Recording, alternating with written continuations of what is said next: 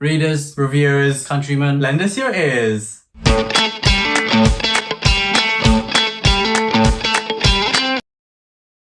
And a huge thank you to all of our Patreons. Thank you to the Pit Fighters, the First Swords, and all of the Bright Stars. Truth and courage. Hello and welcome back for the very first time to the channel. We are the Brothers Grin. I am Will, this is my brother Ed, and today we're going to be talking about our July reads. Yes, we're late, we realise that. Yeah, we are something's happened, so August. check out our update that was posted the other day, so you'll see why we're a little bit late with this video and a couple of other videos. And spoiler too, what a big reason of that is a new Gwyn. There is a new Gwyn in the family. So yeah, check that out and then return to this, or if you already checked that out, then just carry on with this video and then let's get into what we read in July. Yes, the first book that I read in July was Dreaming the Serpent Spear, which is the final book of the Boudica Quartet by Manda Scott.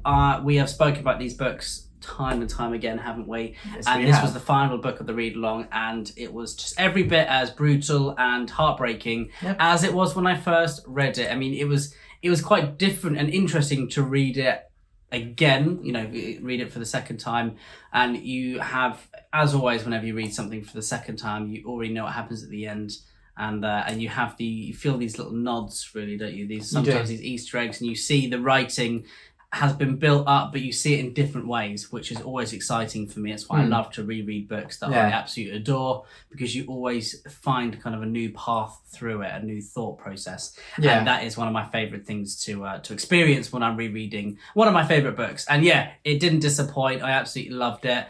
Boudica series is something that should be on everyone's TBR, whether you like fantasy, historical fiction, it really transcends genre, murder mystery, whatever. Definitely go and read this. And the first book that I read was Malice by, who?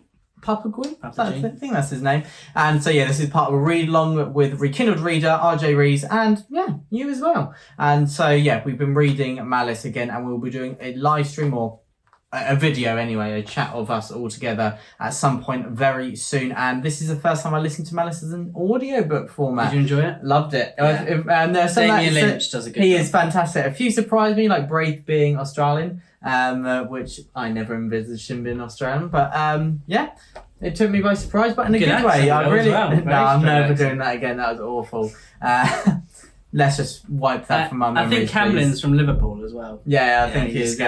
And so that is Malice, and that is the first book that I read in July. And by the way, if you hear some weird sounds, it is the thunder is going crazy outside, and so getting a bit of an atmosphere for the Brothers Grin video. Yes. And the next book for me, was The Judas Blossom by Stephen Orion. Now we were reviewing the book, weren't we, in July? It came out in July, so I wanted just to reread it, just to recap my memory. And it was awesome. It's a historical fantasy, which is a new trend in fantasy, which I'm really, really enjoying at the moment. And it took on something to do with the Mongol Empire after Genghis Khan has died, so some years into the future after that.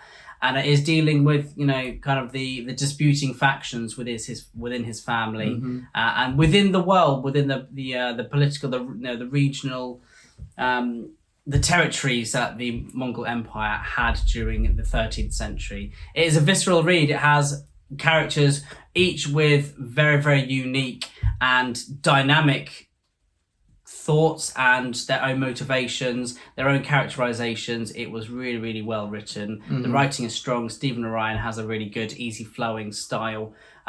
Much what it seems to be like Brandon Sanderson, what I hear that everyone says that he has a very easy style to get into, and it hooks you straight away. And it felt, that's what it sounds like to be like Stephen Orion's writing. So I really, really enjoyed it. It's one of my favorite fantasy reads of the year. Yeah, it was. And you're thrust into the heart of the Mongol Empire in 1259, just before it hits its peak. And not peak as in niceness, but as in size and power. And as is always associated with empires, you don't really see a nice emperor, really, do you? But it's really interesting seeing kind of the politics, the warring factions, and there's kind of there's 4 different hordes, they're called.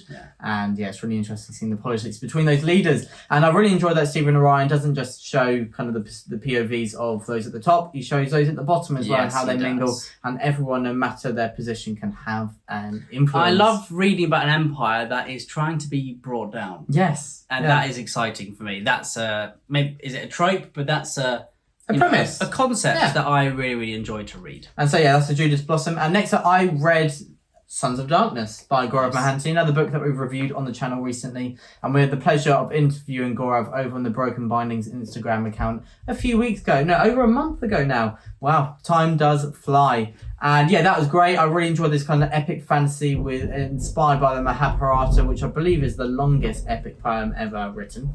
And so that was really enjoyable. I loved how it kind of took these epic fantasy tropes, but then made it very dark, quite gritty, made the characters feel realistic. And the twists and turns along the way, there's a bit of dry wit and humour and sarcasm, but in a way where you felt like you shouldn't be laughing. Very John Crombie-esque. It was. Yeah, dark humour. Exactly, and I really enjoyed that kind of tongue-in-cheek aspect to Sons of Darkness as well. And for me, I read a couple of the Tom Swan novellas by Christian Cameron. They're 15th century, medieval, essentially Indiana Jones historical fiction, and they're always good fun, so I really enjoyed those. And next up, I have Pet Sematary. This was fantastic. I've done a little short on my own channel talking about Pet Sematary. I think it may be my favourite Stephen King book to date. Whoa. It was really incredible. I love the How many have you read, Stephen King? So I've read 2 short stories. Yeah. I've also read Later. I've read Carrie. I've read Salem's Lot. And now Pet Sematary. So 6 works of his. Damn. And this was amongst my favourites at least. And so I really enjoyed the philosophical edge. It is very powerful. It was really emotional at times in a way I wasn't expecting, because obviously Pet Sematary is amongst Stephen King's most famous works, but I've not really heard it talked about for those reasons. And I thought it was absolutely brilliant. And the ending as well. Stephen King is known probably for not having the best endings with a lot of his books, but I think he really delivered with Pet Sematary, and it is a chilling read, to say the least. Yes, it is, definitely. And the next one for me was Winter's Pilgrim by Toby Clements. And this is a historical fiction I hadn't... Well, it's been on my Goodreads to read forever, and I think I had it on Audible for a very long time, but I just never got around to listening to it. And then I was in a bit of a medieval mood. And I got to go with the flow. And I started to listen to it. And it is a historical fiction, medieval period, 15th century, dealing with the Wars of the Roses in it, and it focuses on 2 characters. One is a monk, one is a nun in England, and they both get cast out of their respective groups. What are they called? Orders, exactly. And they then have to kind of, make their way through the trouble and strife of medieval England, of England in the Wars of the Roses, and they eventually end up with a group of soldiers on one of the sides. One of them was the Yorkists, one of them was the Lancasters, and it was great fun to read. I think Toby Clements is a great voice in the historical fiction genre.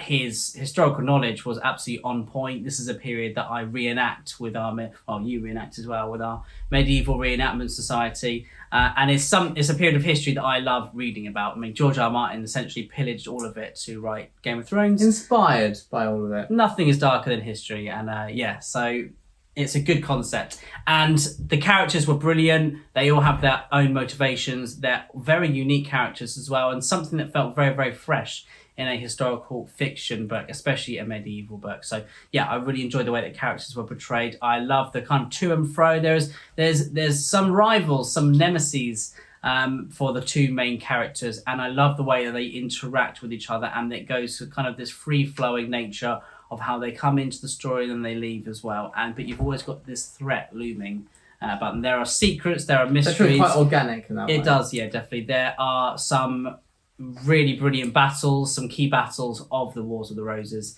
it was a lot of fun to read. It's also very, very serious, quite dark as well, and I definitely think that lots of fantasy readers would enjoy it. Sounds like one that I have to add to the list. 100%. And next up I have Yellowface by R.F. Guang, the latest phenomenon released by her. She's gone into yet another genre away from fantasy, this time altogether, and this is about 2 author friends, and one of them is incredibly successful, the other one is struggling to uphold her career.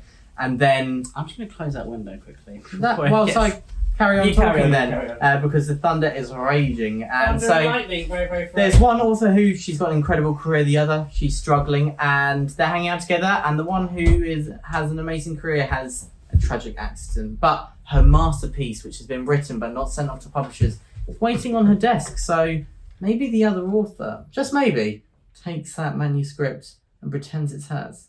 Maybe. So yeah, brilliant read. Love the characters. I love the tension throughout. You just really I felt sick at times. Even though you're not necessarily on this woman's side, it is just captivating to follow you're her definitely not on her side, along this. Yeah, it's captivating to follow her along on this journey. Yeah, I also read Yellowface. I listened to it and I thought the narration was really, really good. She had strong voices for all the characters, and the voice of the writing of the book really suited to that audible nature, really. And I think it was definitely a really enjoyable read. It was essentially like a chess match at times, wasn't it?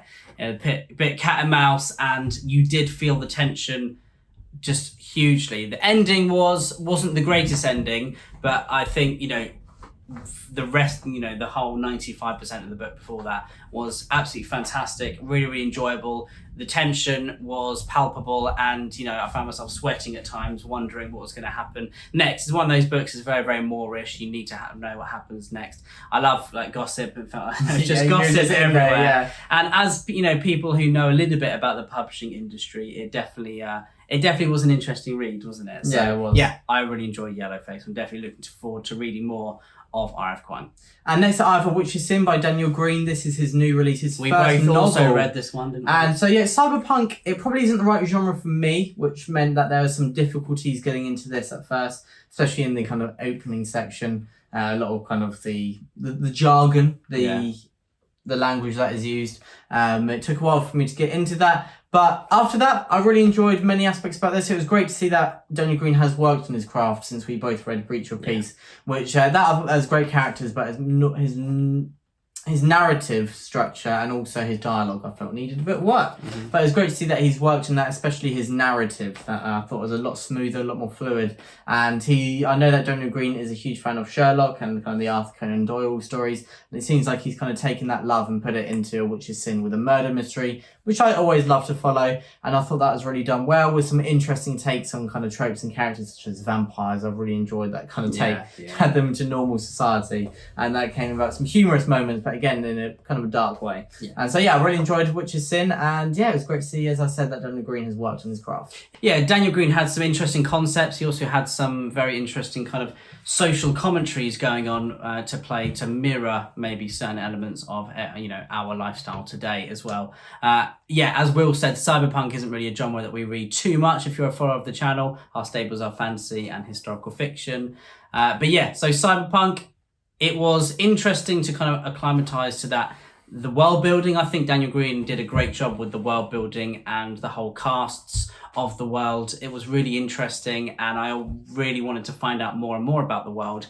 And he drip-fed information about that really, really well, and I think he did that brilliantly. I think the dialogue was probably the weakest point of Witch's Sin for me. It just didn't feel as very flowing, really, or as organic. But it is hard to try and have exposition, but through dialogue, to do it in a satisfying way. I think the characters, their own motivations were really, really well done. Daniel Green definitely has a grip on the characters and the writing, and has voices to try and make them come to life as well. And I like the style of his writing as well. But it felt like another cat and mouse game thriller, really, didn't it? But in a cyberpunk setting, which I enjoyed. It's definitely an enjoyable read. If you like Daniel Green's writing, especially his novellas, then check this out as well. Next up, I have Uncrowned by Will White. This is book 7 of the Cradle series. You're probably a bit bored of me talking about one of these a month, but I've carried on my goal. Listen to one a month. Uncrowned, I really enjoyed. I thought the installment before was a bit weaker, so it's great to see it return to form. And I love kind of the tournament that this whole book was kind of orchestrated around, and that acted as the anchor for many of the events to happen. And it really gave it drive, which I felt had been lacking a bit from the last few installments. And the characters were back together, and it was just great to see the team all working together again. And as I said, this place and plotline where you had that drive, that focus, that really pushed on the story. And so that was great.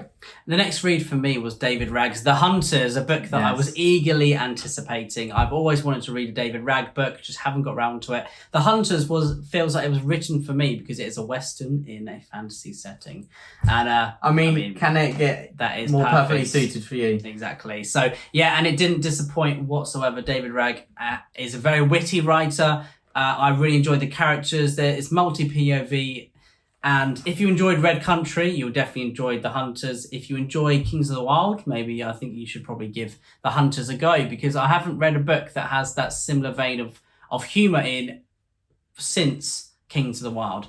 It is a little bit more serious than Kings of the Wild. It takes itself a little bit more seriously, and it was a gripping read. The action set pieces were fantastic. I mean, I love a Western trope, and it definitely had those in there, but turned them on their heads as well sometimes. So you don't have to be a big Western fan to enjoy this. You just have to be a fan of literature, really, in general, which we all are at the end of the day. Otherwise, you wouldn't subscribe to us, because that would be crazy. But yeah, so I really enjoyed it. I can't wait to see what David Ragg does next. It was a pleasure to have been, to be mentioned in the acknowledgements of that book as well, even though we didn't know, we didn't expect it. So very kind of David Ragg as well. And we'd love to talk to him in the future on the channel. I'm sure it'll be awesome. 100% I'm sure you'll love The Hunters when you get around to it. I'll be reading it. I'm currently reading The Prophet of Adan, and The Hunters is the book after that. Nice. But anyway, next I'm talking about what we've already read, and I reread Red Rising in July, and so listened to an audiobook again. The narrator, I forgot his name, but he's Timothy Gerald Reynolds? Yes, yeah. He is fantastic. If you've not listened to Red Rising, definitely check it out. He's brilliant, and I enjoyed Red Rising more than I did the first time. I think because I knew what I was expecting this time, where I had a lot of the wrong ideas. Focus on those characters. Exactly, and it seems like he really either he planned it in depth, or he's just been so good at masking that he's a gardener that he made it feel like he planned it, because all the little hints and drops and kind of breadcrumbs that are in Red Rising,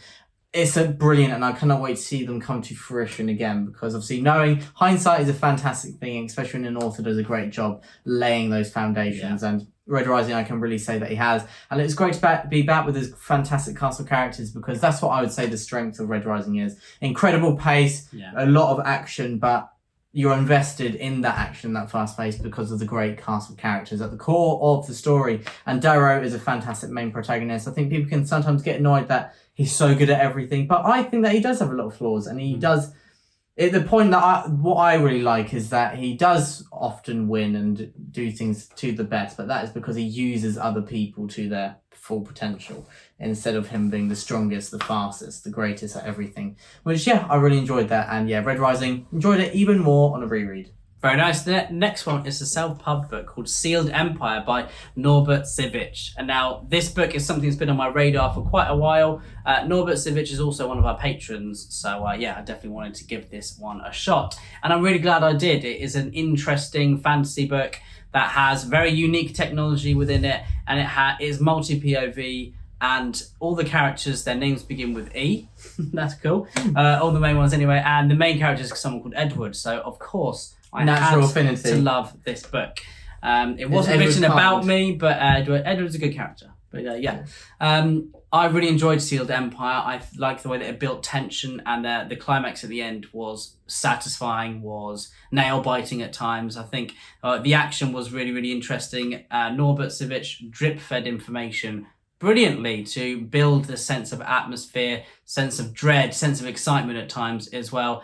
I think it was an enjoyable read. I think the dialogue could have been slightly better for me, but it was effective, the dialogue, in letting you know what was happening in the story and getting you from A to B to C. But I think maybe Norbert could have added even more to make the characters even more unique, to have their voices even more different, just kind of explore them a little bit more. The book is pretty short. I think it's around 300 pages or something, 350 pages. So which is probably a good length for a fantasy novel, isn't it? But I felt like I was wanting more, which is not a bad problem to have whatsoever. That is it? That when you read a book and you want more, then that is a fantastic problem. So really, really glad I read it. I'm sure you'll enjoy it as well, Will, especially as the main character is called Edward. Maybe in the next book the main character will be called William. Maybe. But next up I have Lord of the Flies, a book that of course needs no introduction at all. The premise being, what would happen if children were left in charge with no adults to hold them in check? Terrible things is the answer. But even though I knew some bad things were going to happen, I somehow did not read this in kind of secondary, where a lot of people use it as one of their exam texts. Somehow I was one of the rare schools that didn't do that. And so I realised a few weeks ago, wow, there's some gaps in my reading knowledge, and Lord of the Flies is amongst them. And so I've rectified that mistake, and Lord of the Flies was haunting, chilling. But the tension was built fantastically. I really enjoyed kind of you can see why it's studied. It is a masterpiece, I really think, in how that is crafted and how language is used to really create this semantic field of dread. And you just know things are going to get worse and worse, even in the moments where the team of children seem to be working together. You can just tell. It's got such a good name, isn't it, Lord of the Flies? I know, and you fantastic. always know that it's going to go downhill. Yeah. I mean, I haven't read it, but I know, the dramatic irony is used to its fullest. And Lord of the Flies, it's a masterpiece and it is a classic for a reason. And the next one for you, I finished. Last one, yes, this is thanks to the recommendation of Alan over on Library of Alexandria. This is non-fiction. It is Ghost on the Throne by, I believe his name is James Rom. And so, Alan was chatting about some non-fiction he'd read about ancient Greece, but after Alexander the Great died, that kind of period in history. And I thought, sounds interesting. And so I read it, and this is one that is one of those rare books that I think is great for people who are kind of introducing themselves to that historical period, but also experts and veterans of the period as well, because James Rom, I think he did a great job. Which category? Oh, in this period, I'm definitely more in the beginner. I don't know much about it, especially Alexander the Great. I know next to nothing about. And I thought it was great that James Rom... Well, in many people's eyes, he was great. But I doubt those he conquered thought so. No. But anyway, James Rom, he did a great job at laying the foundations, the bedrock of the information that we needed, but then going into more kind of specialist topics and kind of tangents, but in a good way as we went on, because I loved kind of diving into these really interesting characters' lives. And this is about kind of the aftermath of Alexander the Great's death, but to obviously explore that, you have to know the context and the situation that his empire was in and the key influential figures were before he died. And so we kind of get that in the early stages, and then further on a greater exploration of everything that happened after his death and why they happened. And obviously there's a lot in that period that we don't know, a lot of propaganda that was written as well, a lot that is unreliable and untrustworthy since then. So it was really interesting. I really liked how James Rom navigated those problems, where you could tell what was his own opinion, what was supported by evidence, what he thought may be the truth, and obviously what we actually know as well. And I really enjoyed how he did that. He proved himself to be a fantastic historian in Ghost on the Throne, and I'll definitely be checking out more by him. I'd be very interested to see what you thought of Adrian Goldsworthy's Philip and Alexander. Yes, I'll definitely be checking them that out together. So and then you should read Stephen Pressfield's books about Alexander. Which, some fiction would be cool. Yeah, definitely. Yeah. All right, then. Well, do you have a book of the month? Oh, can I look at my list? Obviously, we don't include rereads, so that's Malice and Red Rising out of the way. I've got mine. I've got mine. For me, it has to be The Hunters by David Ragg. I just love that Western setting. I love the humour. I love the heart of it, and I just love all of it. And I think for me, it has to be Pet Sematary. Nice. It's had such a... I think it's weird. In July, I probably would have said a different book. Are you put off of having pets now? No, Were you? I just won't. No, I was going to say what I won't do. I won't say what I would do because that would be a spoiler. But there's something I just won't do, and then it'll all be fine. Right. It'll be good. And I won't live next to a busy road. Hopefully, fingers crossed.